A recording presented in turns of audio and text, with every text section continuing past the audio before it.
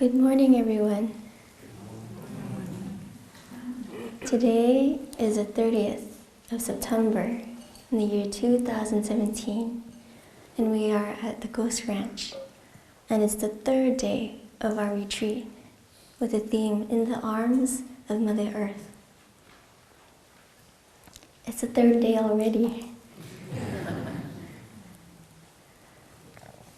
I would like to share a glimpse of our teacher, Thầy.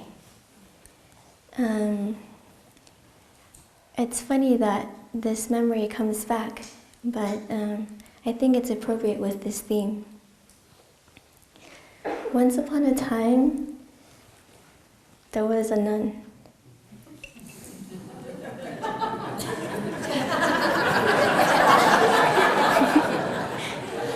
She was petite. And she accompanied Thầy and a lot of the monks and nuns of Plum village to England. There was a UK tour. And after Thay's Dharma talk that morning, there was a gentleman who approached this petite nun. And he was not a happy gentleman. He said, "Sister, how old are you?"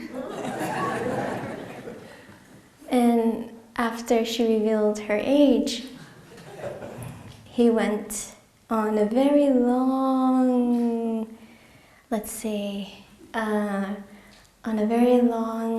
recounting of his life. And he said, "When I was in my early 20s, I accomplished this and this and that and that." Of all the things he mentioned, she only remembered one, which was he fasted for 40 days. And she was pretty impressed with that. She thought, wow, I haven't fasted for a single day in my life.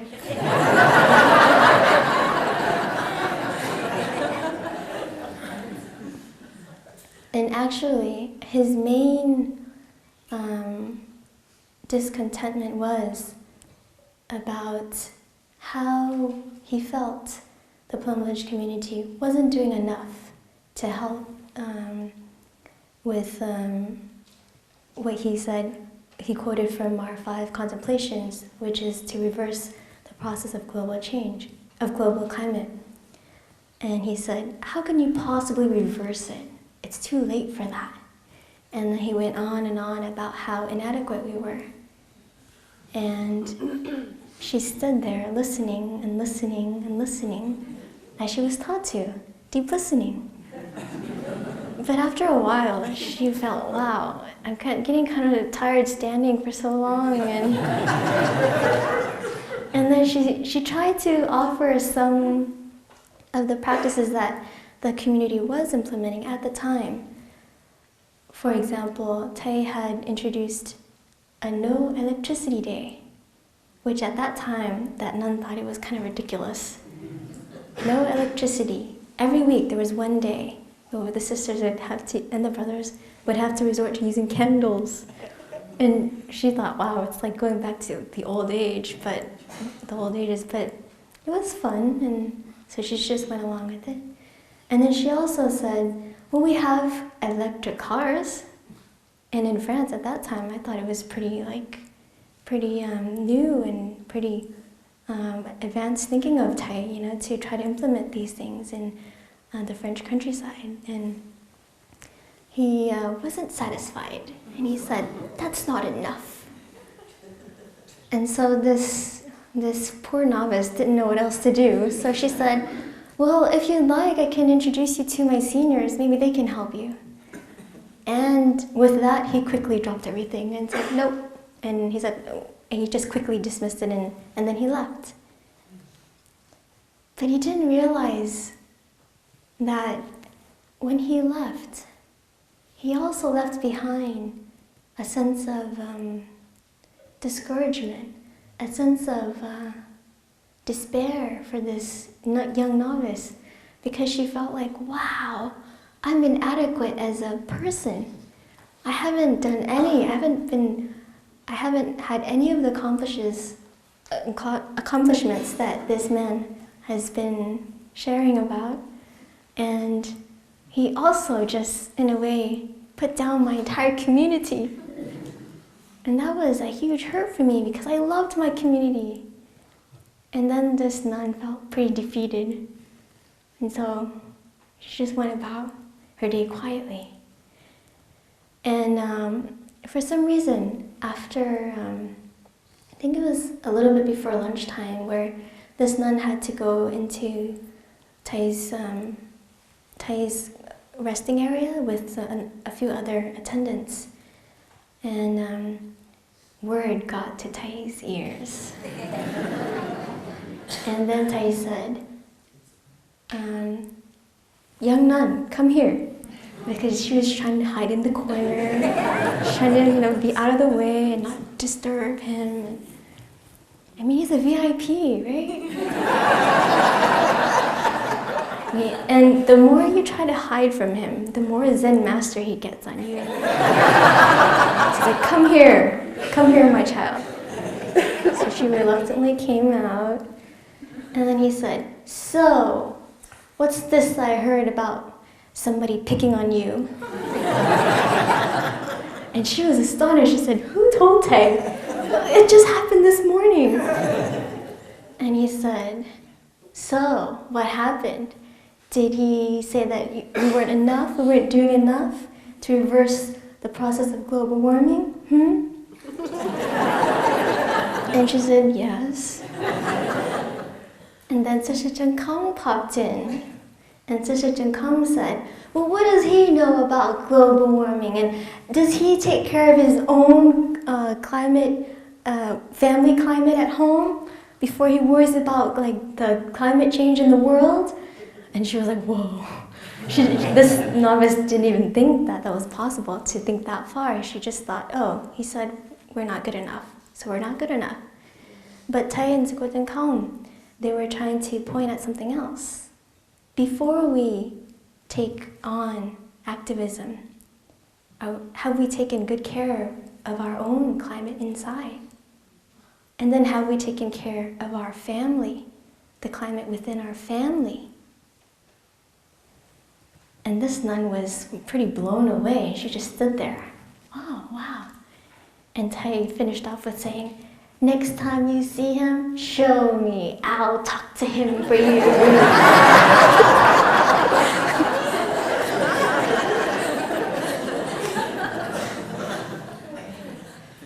Now you can see how much love and endearment Tai has for his children, for his Dharma children.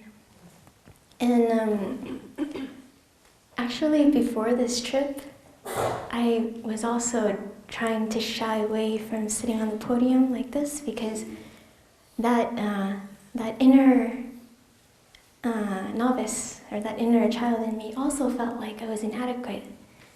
I haven't done enough. I don't have a long bio to, present to anybody. How could I possibly share anything with any of you? But that story came back, that memory came back. Okay, it's obvious that was me, right?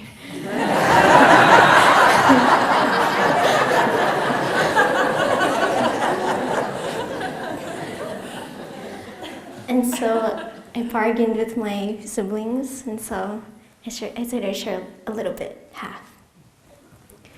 And I'd like to share with you my challenges with practicing on a personal level and also as a collective, on a collective level.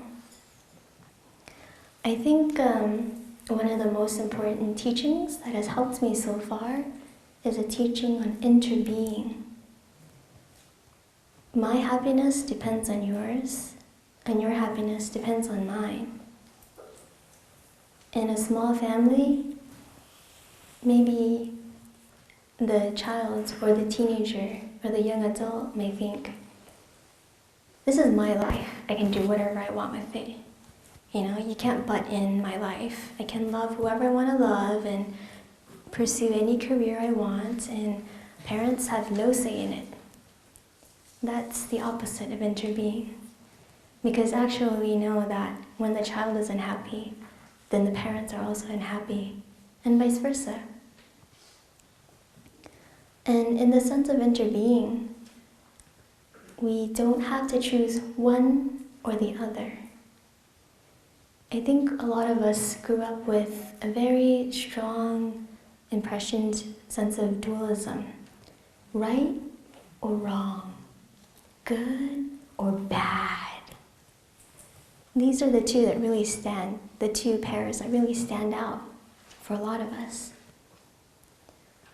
And if we tack this on to our views, and if we live by our views, and if we force others to either follow our views or be against us, then we create war right there on an individual level. And that's how we create war on a collective level. But in the sense of interbeing and non-dualism, we remind ourselves that everybody suffers. Everybody has their respective suffering. The mother has her suffering. The father has his suffering. The child has his or her suffering. So as soon as we see sides pop up, left and right, red or blue, me or you, right or wrong, we see dualism, and it's such a strong habit energy, as if on an individual level that wasn't enough. Can you imagine on a collective level? So in a retreat like this, we have the space and the time to really sit with ourselves and with our habit energies and acknowledge, yes, we have been taught, we have grown with this habit energy. But it doesn't mean that we have to always, in a way, be slaves to these habit energies. We can recognize them, we can embrace them, and then we can replace them with a different habit energy instead. And I think concerning the inner climate that Tai and Sugokun mentioned about, I think before we try to take on activism of any kind, it's good to really make sure that every day we are watering seeds of understanding, of unconditional love, of non-discrimination, of Dharma joy, of solid as a mountain, fresh as a flower, still as a lake. Because when we have enough inner freedom, enough freshness and solidity, then we can be able to face anything with unconditional love. And before we head out to try to quote-unquote save the world, we need to first face ourselves. And I find that when I'm able to embrace my seeds of fear, my seeds of insecurity, of anxiety, of loneliness, of frustration, irritation, rage, hatred, greed, only then can I really accept other people's seeds. Living in a community, I'm surrounded by my monastic siblings. And I noticed that whenever I felt like I don't like you, I'll send love to everybody but you. That's when I know that that person is embodying certain kinds of seeds that I have not yet accepted in myself. only when I can truly embrace and accept those seeds inside of me can I slowly manage to open up and accept that person's seeds. And that's the interbeing. That's the non-duality. It's very easy for me to victimize myself and say, well, it's her fault. She didn't practice deep listening and loving speech. But the real challenge is, can you practice deep listening and loving speech, rain or shine, regardless of whether it snows or whether it floods? Regardless of whatever is hurtled at you, no matter how mean people may seem, no matter how much the outer conditions, the external conditions seem to be unfavorable, are you still willing to practice day in and day out, regardless of whether or not we have a schedule in a retreat setting like this? Whether you are by yourself in the car, or whether you are walking in the midst of a very busy city, can you practice with your family members without imposing your ideas on them? At Deer Park Monastery, we have a Venerable Phukden, who often gives Dharma talks on Wednesday nights on the Dharmapada. And in one of his talks, he shared with us how he was able to practice walking meditation even through a flood. His room was flooded, of course, but he had a plank which he was able to put on one side of his bed to the other, and he would walk 3 steps forward and 3 steps backwards.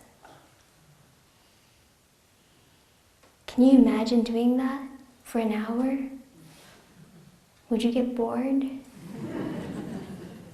Or would it not matter whether you're walking on a wonderful path outside like we did this morning, or whether it's just 3 steps forward, 3 steps backward? Even if you think you know the practice of walking meditation, sitting meditation, eating meditation, total relaxation, we may think we know already on this surface level. But the real question is, do we apply it every day with new eyes, with a fresh heart? Do we dig deeper and sink deeper? And why do we do it anyway? Isn't it so that we can arrive at deeper understanding of our own suffering and others? So we can really be the embodiment of unconditional love?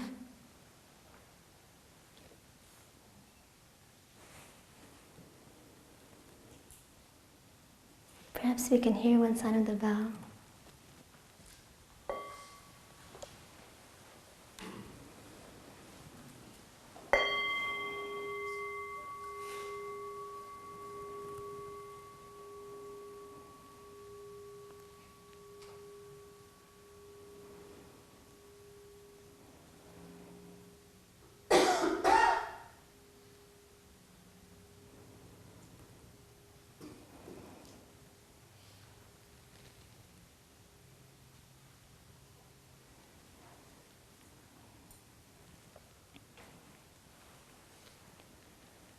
So, dear friends, I'd like to share with you about my challenge. I have a lot of attachments to French patisseries because I grew up in France and that was my weak spot. So, for me, one concrete way of contributing to my part to reducing the suffering of global warming is through my choice of diet. And I told myself, okay, after watching Cowspiracy, I thought I'm going to aspire towards becoming a vegan. And I did that with a lot of hesitation because in the past I've met a lot of friends who were, to me, a bit dogmatic in their choice of becoming a vegan, and I felt like there was a lot of judgment that was always passed on, and I was afraid of that. So, and I tacked on my attachment, and I thought, oh, not yet. And actually, only after watching Cowspiracy did I think, wow, is this what our lay friends feel whenever they are faced with the question of, do you want to receive the 5 mindfulness trainings? I thought, oh, this is how some of our friends feel like when they're questioned with the first training, with letting go of their attachment to consuming meat. And when I put myself in somebody else's shoes, then I thought, oh, that's how it feels like. And then that allowed me to let go of notions of right and wrong, good and bad. And I think my journey now is to see the interbeing between what I eat and myself. I was a shopper for almost 2 years at Deer Park, and that basically means that I do a lot of the grocery shopping for the sisters. Instead of having all of us go out, we designate certain sisters to take care of different responsibilities. And when I was shopping, I would see, wow, it's so interesting how a lot of times I think we don't even give a second thought when we are holding packaged foods in front of us. And I think, oh, this is so abnormal. Like food in a plastic box, like now we think it's normal, but is it really? And this isn't to tack on any judgment of any sort, it's just a question mark, like, oh. And I think it's easier for us to lose our connection with the food that we are eating. And I noticed that when we have fruit trees in our monastery, whenever I pick the fruits from the trees themselves, and I see these trees that have been growing all these years, that have been flowering, offering flowers, and then small fruits, and then green fruits, and then ripe fruits. I see the process. And when I eat the fruits, I feel a lot of connection. And actually, all these years, I've always thought that I didn't have a green thumb. And that was a little bit of a suffering for me. And so this year, I thought, no, I'm going to let go of this self-identity. I'm going to give it a try until it works. So I bought some basil seeds in a jar. And it was kind of cheating in a way, because this is kind of the jars that they have charcoal underneath, and there's already soil, and all you need to do is put the seeds in. But I thought, okay, it's okay, I'll give it a try. And it worked. And it gave me such happiness to have a basil plant outside my windowsill. And I would sing to it, and I would play guitar for it, and I would talk to my basil plant. And then it came to the point where one day I had to harvest the leaves. And that's funny, because I thought, in the beginning, I wanted to have this basil plant for the leaves, aside from wanting to have a green thumb. But then now that it was time to harvest the leaves, I thought, oh, I don't want to, the poor plant, let it live, let it be. And then one of my sisters nudged me and she said, you got to harvest the leaves. And so I did. And she's like, come on, get over with it, it's okay. And so I enjoyed the basil leaves with my pasta. And the second time I harvested the leaves, I realized that I was about to put a leaf into my mouth. And I saw that I was sitting in front of the basil plant.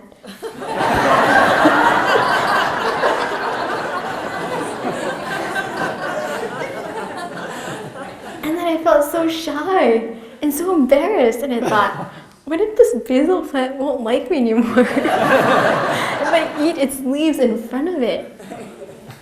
And then I thought, wow, how interesting, this interbeing. I thought I had it down. This leaf is me, I'm this leaf, what happened?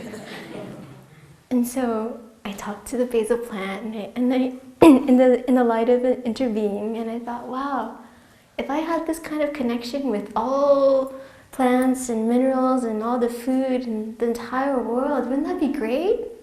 It'd be so easy to give rise to gratitude, because I see that I'm a part of this process of life, instead of just thinking of give me, give me, give me. Or the other direction, I give, I give, I give. But to see that giving and receiving, it's mutual. And when I can see that I'm a part of it, then I feel like it's easier for me to really enjoy life and naturally want to protect life. And that it doesn't have to be a struggle. It can be beautiful in a natural way.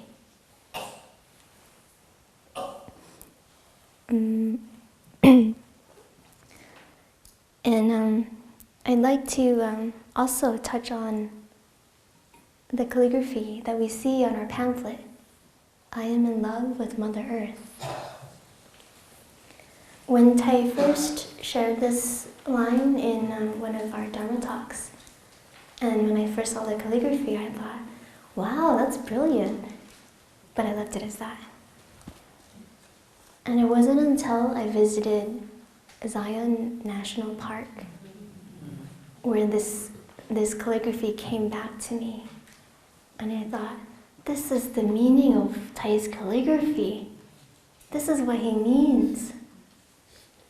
I thought, wow, Tai's brilliant. How many of you remember the first time you fell in love? Not your crush, real love, like unconditional love, where you really wish well for this other person, where you see so much beauty in this person, and you're inspired by this person, and you're ready to change yourself for the better because of this person. Naturally, you'll want to protect, and you'll want to give your best to this person.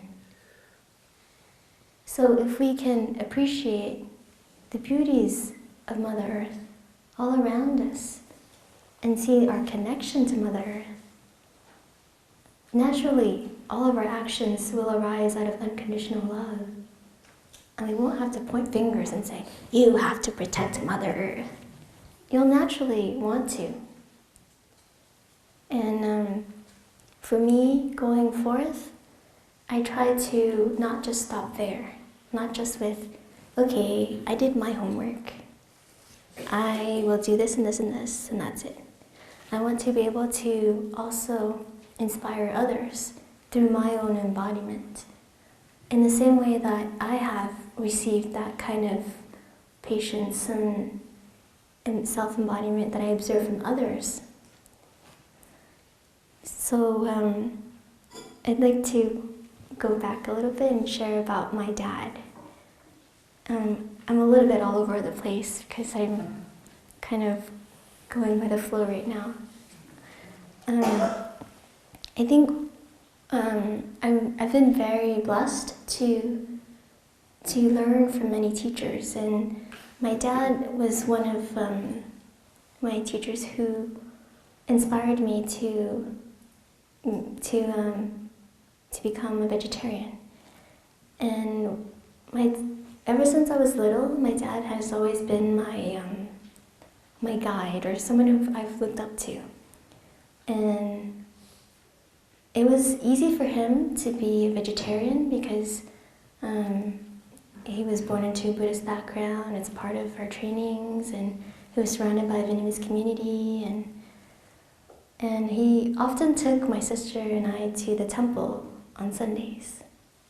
And on this one Sunday, as my dad was listening to the Dharma talk, I pulled his sleeve and I said, "Dad, I want a hot dog."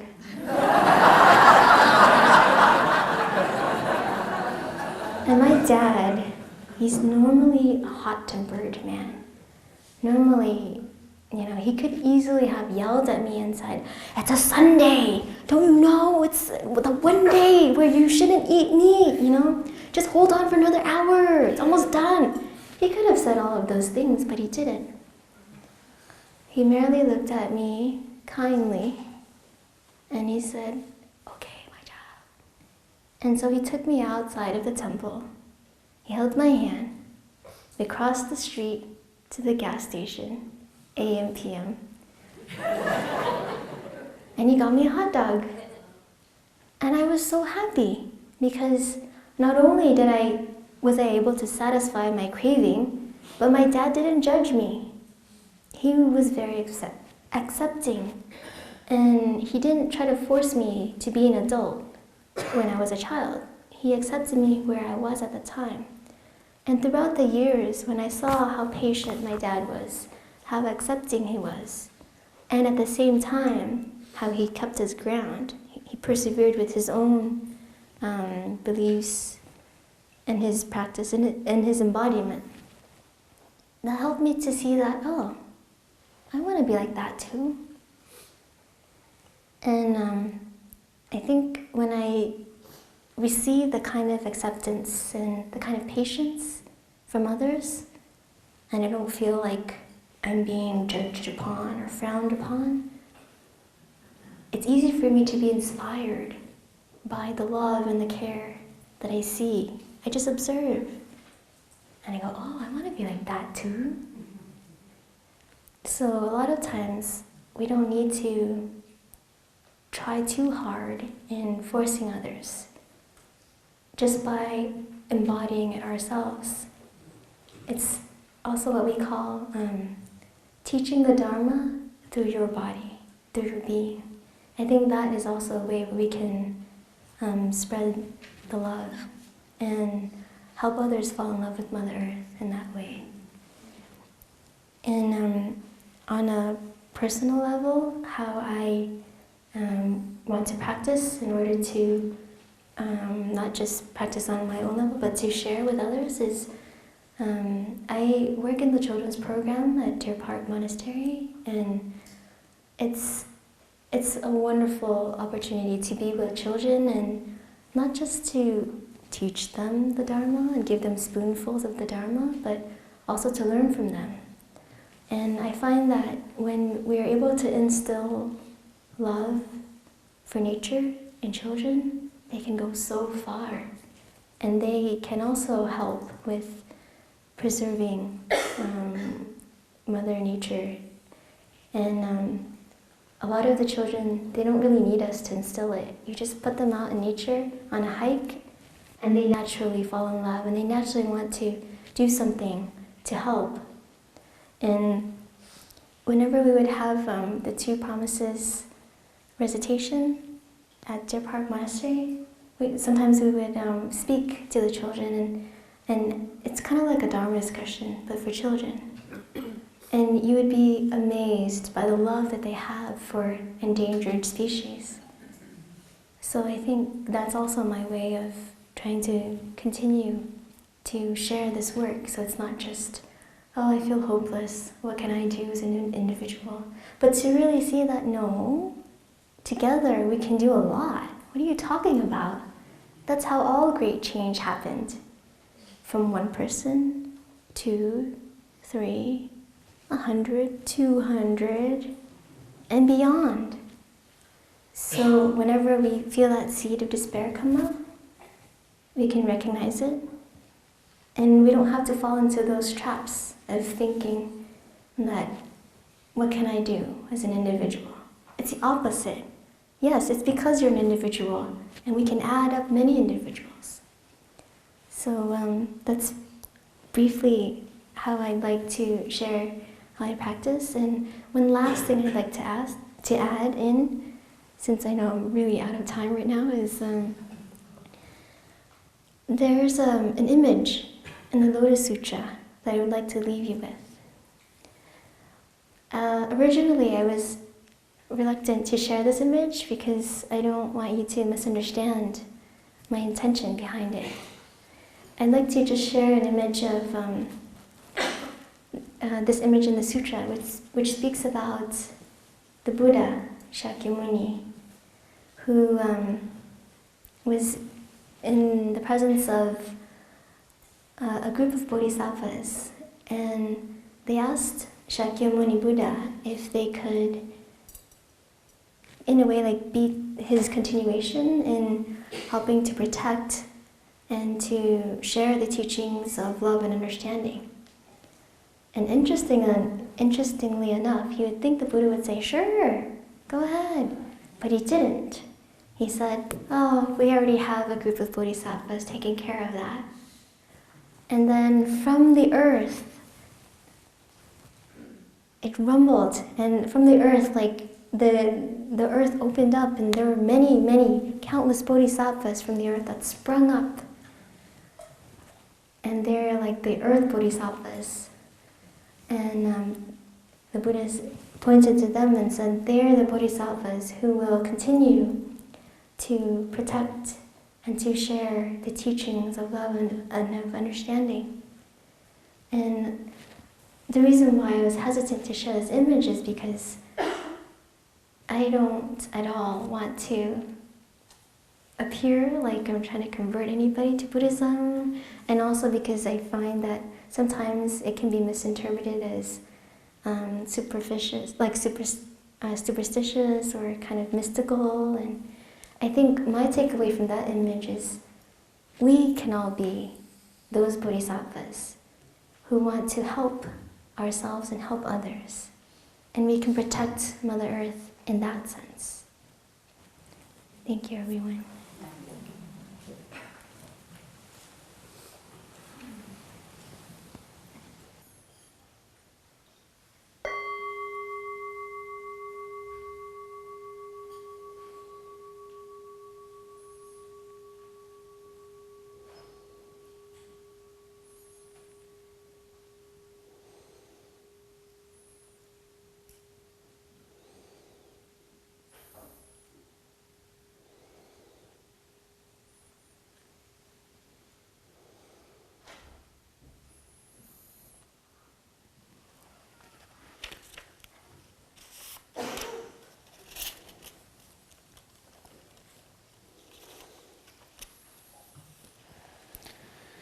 Dear respected Thai, dear sisters and brothers, I'd like to thank my elder sister for her walking the talk.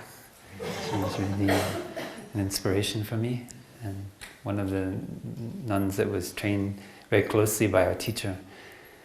And actually I'm just a surrogate here. She's the one giving the talk, and I'm giving support.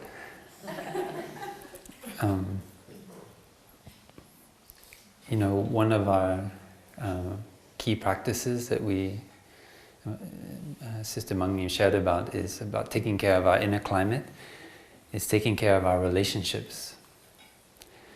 And I remember when I was a novice and we were at Deer Park in 2004, there were many young people who were very inspired by Thai's teaching. And they also were very motivated to change the situation in the United States around the environment, and injustice, degradation of the environment, climate change. And so they were very passionate in their questions to Thai, you know, especially about our community. Do we eat all organic food?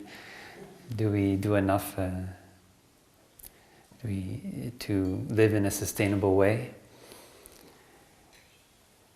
And I remember Tai answering them. He said, "Have you learned to live together?"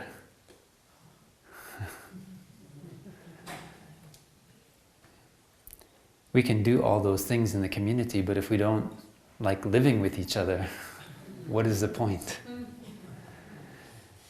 And because I resonated very strongly with those young people, I was very moved by Tai's answer.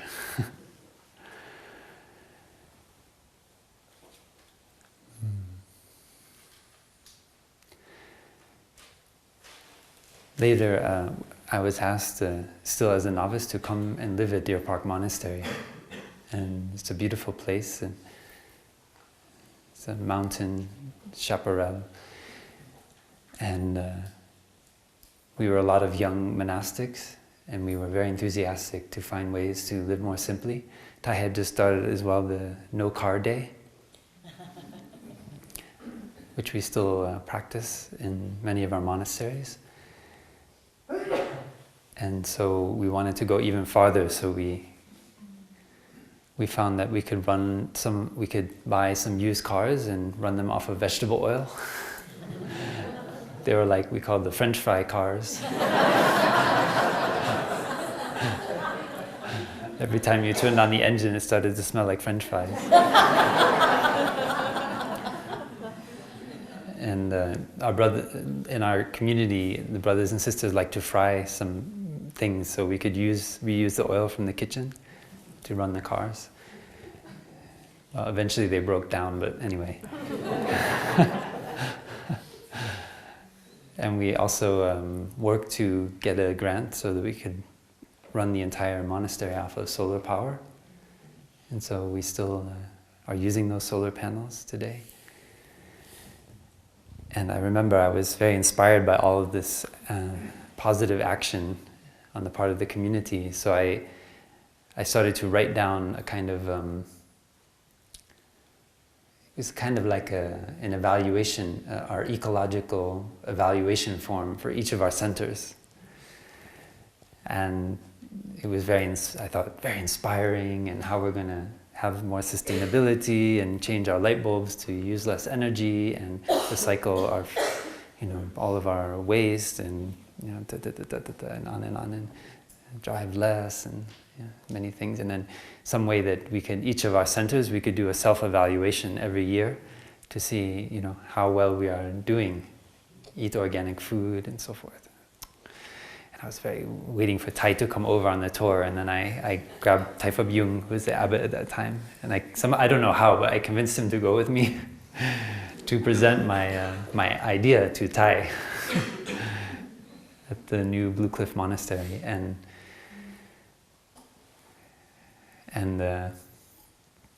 sometimes when we go to visit our teacher, we use an expression like, "We got the hammer." I don't know if you know what that means.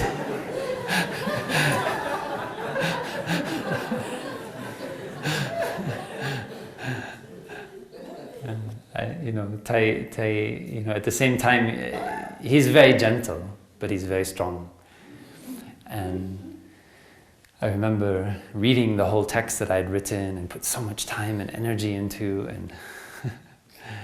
and Tai paused for a moment and breathed, and after I read this inspiring letter, he said, "So what are you going to do with that?"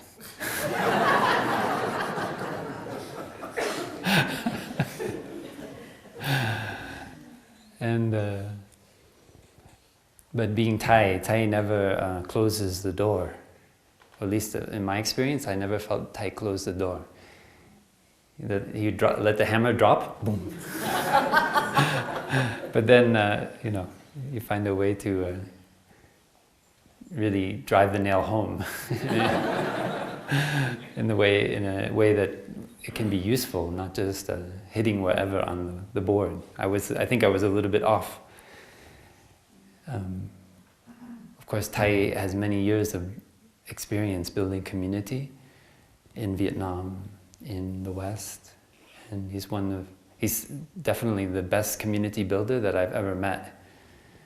And as I grow older, I more deeply appreciate this quality of being a community builder. It is one of the most difficult things. And when we meet someone who has that talent of building community, it is really a rare and not particularly admired quality in the mainstream of society. But for me, I always try to look for people who are good community builders, because it's something I want to learn. And so Tai said that, and I was kind of like, I think I held in my breath. What are you going to do with that? And luckily I had my elder brother there, and so Tai, Pháp Yung said some words to kind of make it a little bit softer.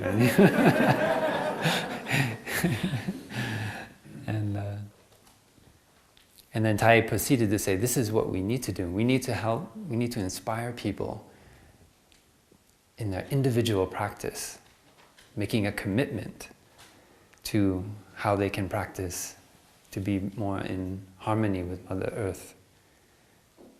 So that was Tai's transformation of that. And I said, okay, Tai, we'll do that.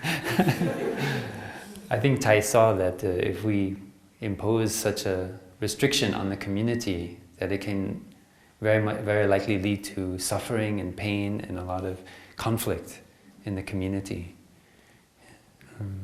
Even with introducing veganism in the community, Tai's main direction was that we wanted to have vegan retreats. That we wanted to, give people the opportunity to enjoy vegan food, but not to be, if we are inspired as monastics to be vegan, then we can do that, and many of us are inspired to eat a vegan or mostly vegan food. But Tai is always very careful to leave an opening, to not become rigid and dogmatic, because he sees the danger. He's lived through that suffering in his own country when an ideology comes in. No matter how inspiring, no matter how much it seems to resonate with every fiber of our being, there's a danger lurking in there. And that was very real in Vietnam, with the re-education camps in the north, and many other, betrayals, brother against brother, families split because of this kind of ideology. And how many of us have difficulty going to visit our family? How many of us have thought in the past year, did he vote for her? Raise your hands. Raise your hands. Come on, I want to see.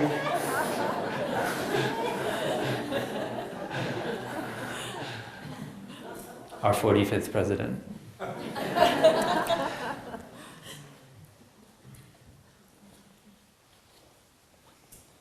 So in what ways can we honor our deep love and commitment to the earth, to this planet which has given us life and which nourishes us, which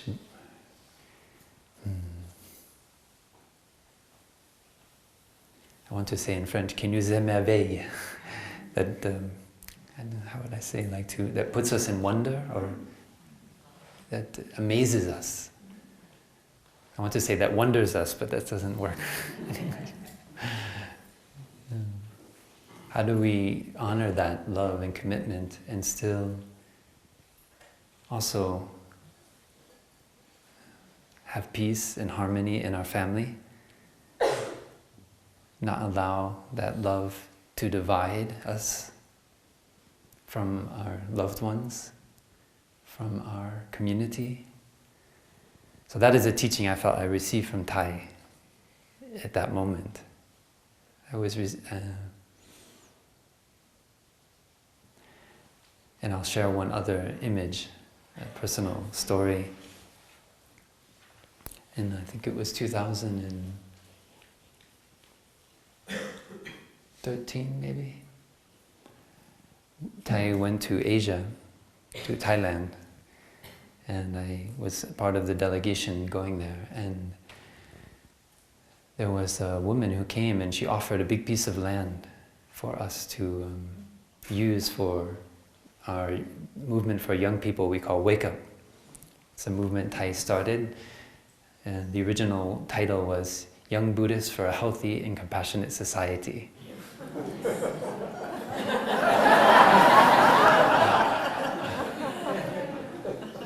YBHCS.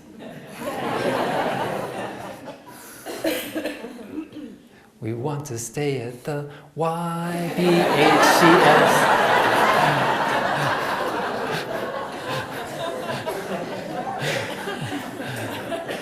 It doesn't somehow roll off the tongue. So fortunately, there was an inspiration to call it Wake Up for short. And that seemed to stick. So a woman came, she's the Thai woman who worked and grew up and working in the West.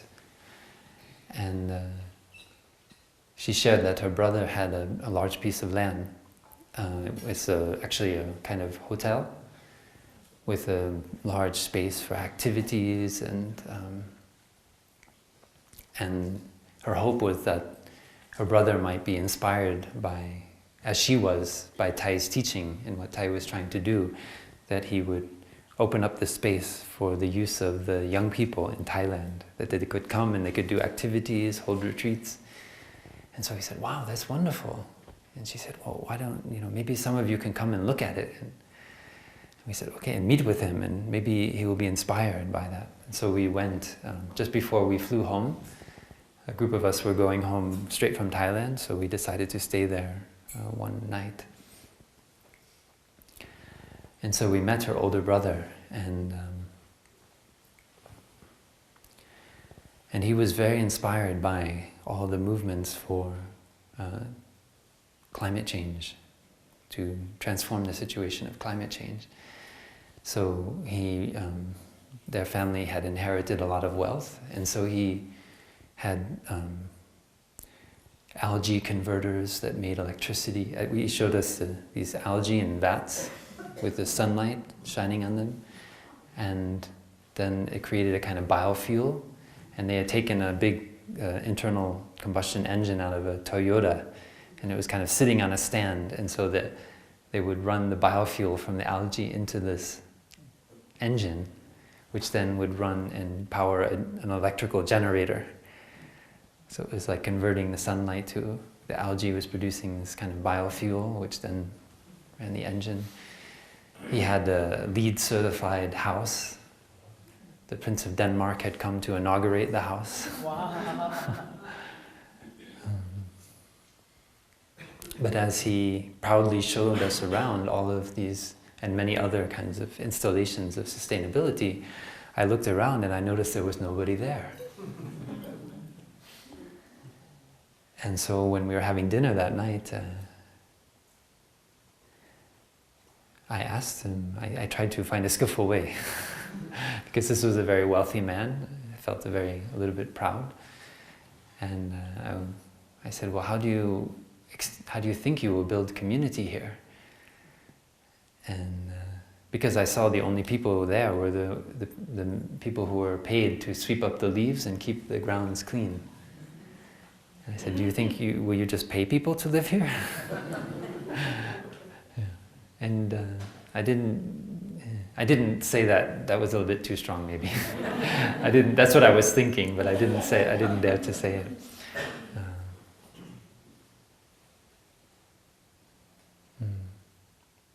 He had an entire field full of solar panels, and a Thai woman, she was half Thai, half German, who was running this huge installation which could power many thousands of homes. And his niece was there, and she came up to me and she said, "Please, will you talk with my father?" And I said, well, I'm happy to sit and talk with him, but I mean, if there's a time and a space, we can do it. And somehow it never happened that I could sit and talk to him. Because I felt in my heart, this is actually a man who's suffering very greatly in the midst of showing us all these things, I was very touched by the emptiness of the place. Here it is, he's doing all the things that are like my dream, what I offer to Thai, what I thought we should be doing in all of our centers, but there is no one here. All these rooms, they are empty. And 1 year later, he committed suicide. Now, I don't know why that happened. I don't pretend to draw conclusions that are not valid. But I did feel a deep emptiness there. And because it was, I feel, a kind of lesson. Something was coming to me. This experience of this was a lesson for me and maybe for our generation. And why Thai responded to those young people the way he did. Do you know how to live together in harmony? I think as a Earth Holder Sangha, as a greater Sangha, because some of us are coming here from the greater Sangha as well as the Earth Holder Sangha.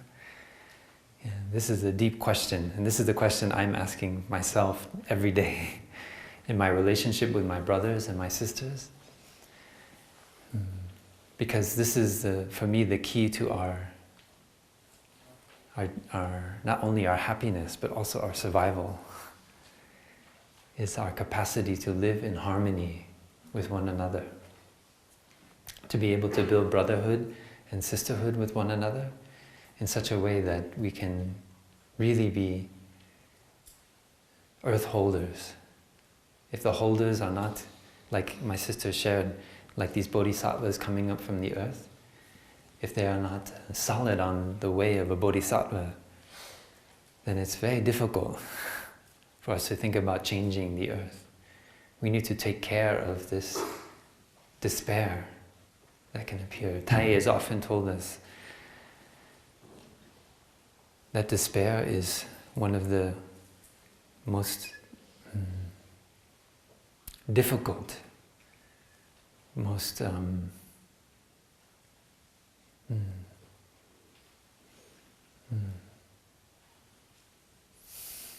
searching for a word. Yeah, despair can be the most tragic thing that can happen to a human being, to fall into despair. And Thai's own life has been transforming the seed of despair inside of him. Thai shared many times with his monastic students as well as with the lay of the despair he felt at times, and when his students came to him and asked, what shall we do in the midst of the war, when everything seemed to be going worse and worse. And Thai had to be a voice of hope for them, a voice of optimism, when inside of himself he also had that seed of despair, which was watered very strongly. And that is why, Thai, when he discovered the practice of mindful breathing, of combining his breath with his steps, he felt like a new person. He felt like he'd come alive again. Like he finally understood how what the Buddha was teaching could be not just about an intellectual exercise, but actually a deep, lived transformation. We can listen to a sound of the bell and come back to our breathing.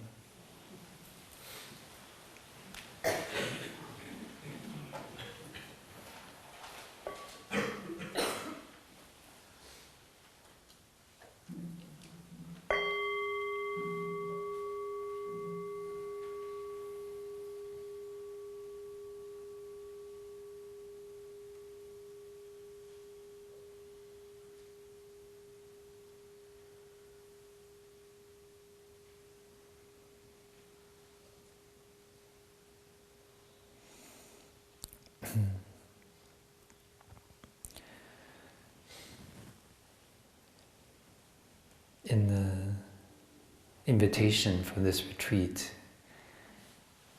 we we said we would look deeply into our relationship and response to catastrophic climate change. We will come back to the present moment in order to find the strength and courage not to close our eyes before suffering. With the understanding of interbeing, we can cultivate compassion for people, animals, plants, and minerals. For some of us, it's very easy to cultivate compassion for animals, plants, and minerals. But we practice selective compassion towards people.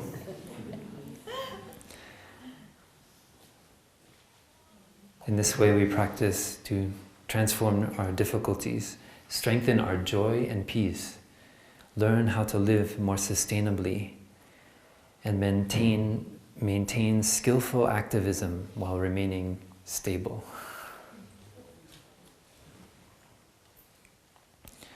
So I have a few more minutes here, so I'd like to share a little bit about how we learn as practitioners what Thai would say is the mark of a true practitioner, which is how to cultivate joy.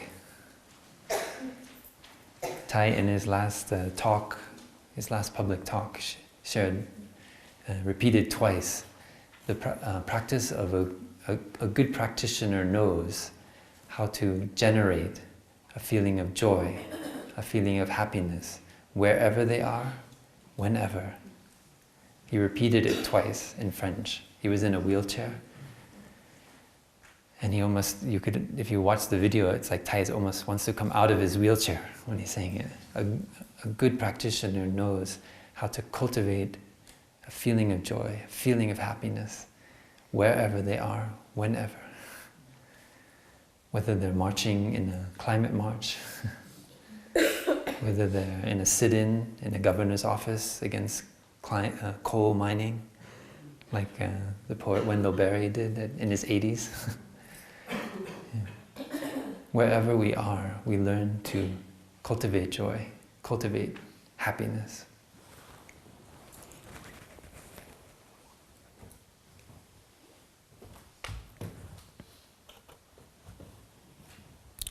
Let's see if this one works.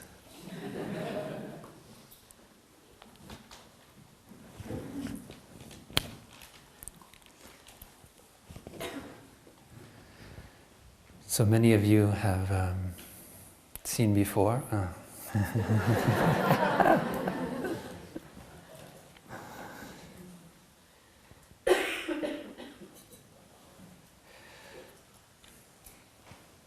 Sorry, I can't.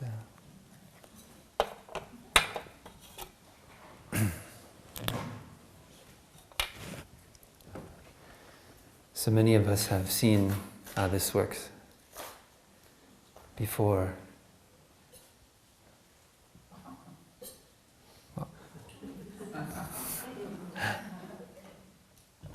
It's a bit thin. This model of the mind and how we understand our emotions.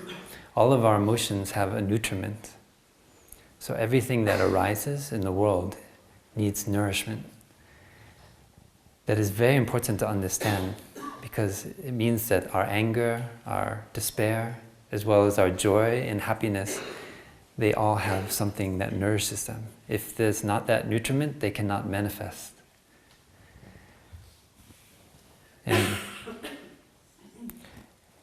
And one of the sources of nutriment are our sense impressions. So from our eye, our ear, our nose, our tongue, our body,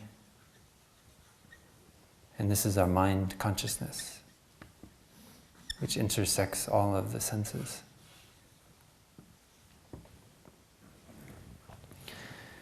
So we can see this as the field of our mind in any moment. Right? When we bring awareness to what is going on in my mind, that is mind consciousness. And through our eye, our ear, and so forth, we receive input. So when we see the beauty of the mesa, that nourishes the seed of wonder in us. When we see trash thrown on the ground, maybe that waters the seed of anger.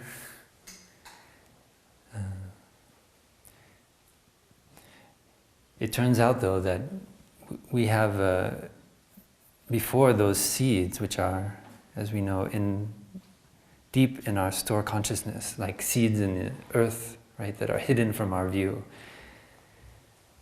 that the mind consciousness can play a role in how those seeds are watered.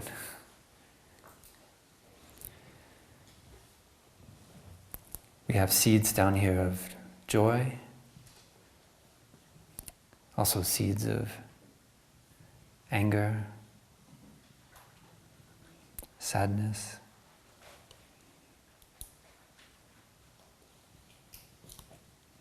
We have a seed of mindfulness, fortunately.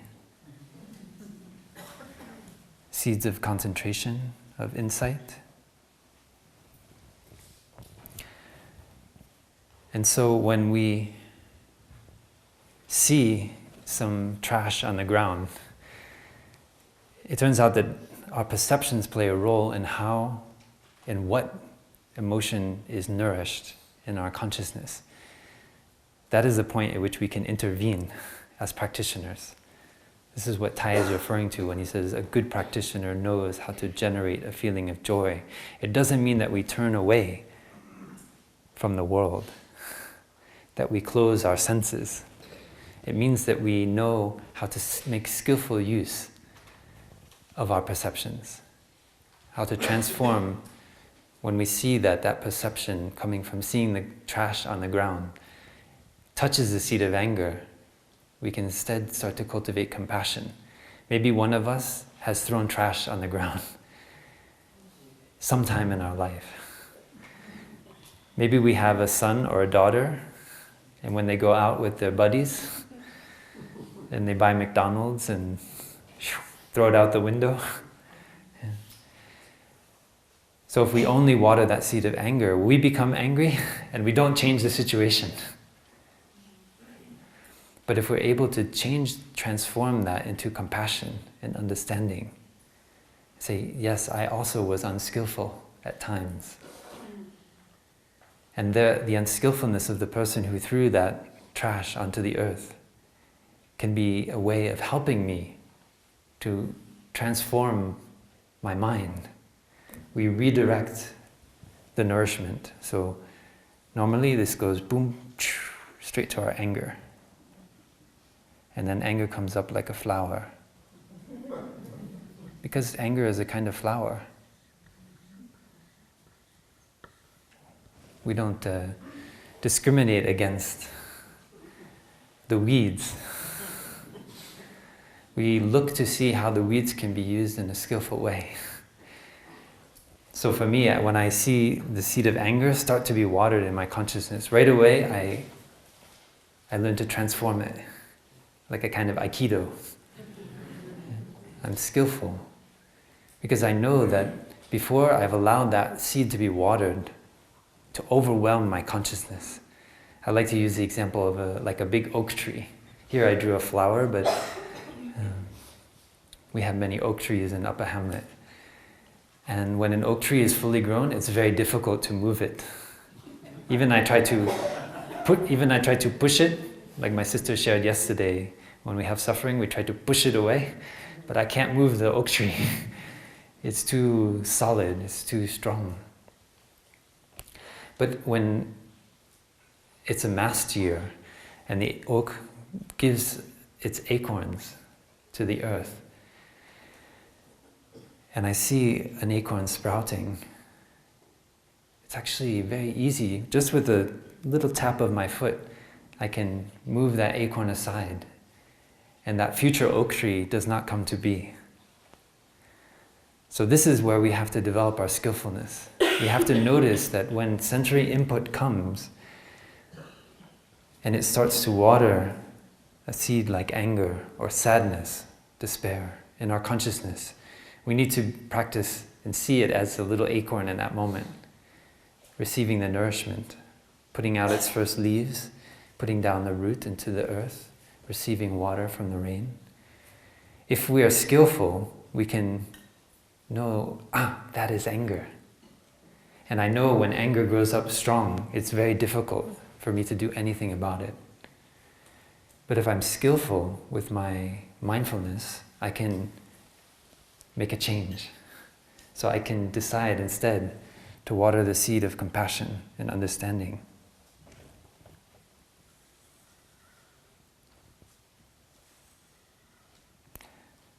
And allow them to come up to embrace. Mindfulness can embrace. Compassion makes us soft. It is very strong, but soft. It is a caring element in our animal nature that we are able to touch and cultivate. So where we put our attention is very important. Notice when you're putting your attention on thoughts that water the seed of anger in your consciousness. Notice if you're breathing and you allow yourself to come back to an awareness of your body, that you can skillfully water the seed of joy. You can transform that situation of anger into one of compassion. And with compassion comes joy, because it comes understanding. We can have compassion on those that we feel are dismantling the EPA. Yeah. Can we have compassion? Can we understand? Because this is a human being. This is a human being. Because if we can have compassion for those who are challenging our most dearly held values, that is a way we know our compassion has become strong. And that we can truly and honestly extend it to all living beings. For me, in the past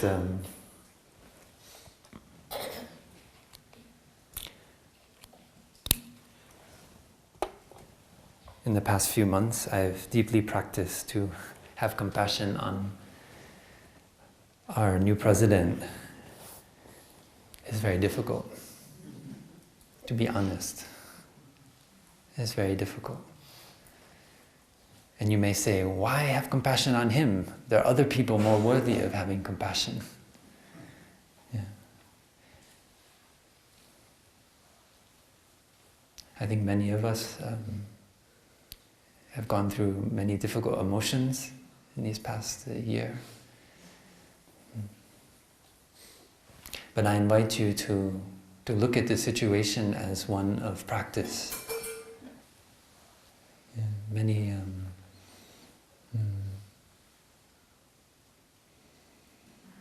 we have to go deep inside ourselves. This is not a joke. This is our planet and this is our life. But we have to take care and not fall into despair. That is why we are here. That is why we are building this community together. We need to practice to have an understanding and have trust in what Tai is teaching us. Our 45th president is a manifestation of our collective consciousness.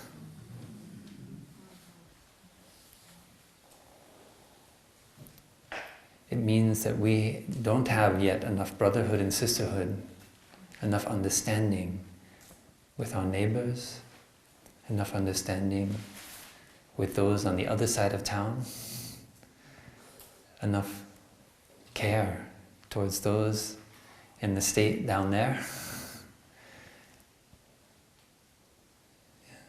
It means we need to learn to open our field of awareness. We need to go into the countryside. We need to go into the places where there's poverty, opioid addiction, where people don't have a light anymore. They haven't learned, perhaps, how to put their hand on an oak tree and receive its solidity. We need to learn to help transform minds, not produce political platforms only. We need to recognize that each person has the capacity to wake up. Every person in America, every person everywhere has the capacity to wake up, to be able to see for themselves the beauty of nature, the possibility of happiness and joy. So I share with all my heart. I wish that as we receive energy in this retreat and go forth from this place of great beauty, that we learn to go into the darker places, the places where we hear conversations that are not easy to hear, that we would prefer not to hear, that we feel water the seeds of despair in us, and learn to be up the ante. We can do it as a community. We can go in, we can listen deeply, and we can also share our heart, not with anger, not with reactivity, but with love and understanding, knowing that this person is also valid, not being swept away by our anger with regard to their views. That is, for me, the deep practice that is here before us. This is a kind of grassroots awakening that Thai is transmitting to us as our joyful task. There's nowhere to go, nothing to do. And happiness is every step on the path. But when we do it together as brothers and sisters, then it becomes easier. Yeah, we always have our brother or sister there to look over and remember, oh, we're here together. I'm not alone. I'm not standing here alone. Yeah. So that's why you see yesterday and today, two of us sitting up here. We don't forget that we're only alone here. It is us as a community that is doing this. And I'm very grateful to have all of you as my brothers and sisters on this path. Thank you.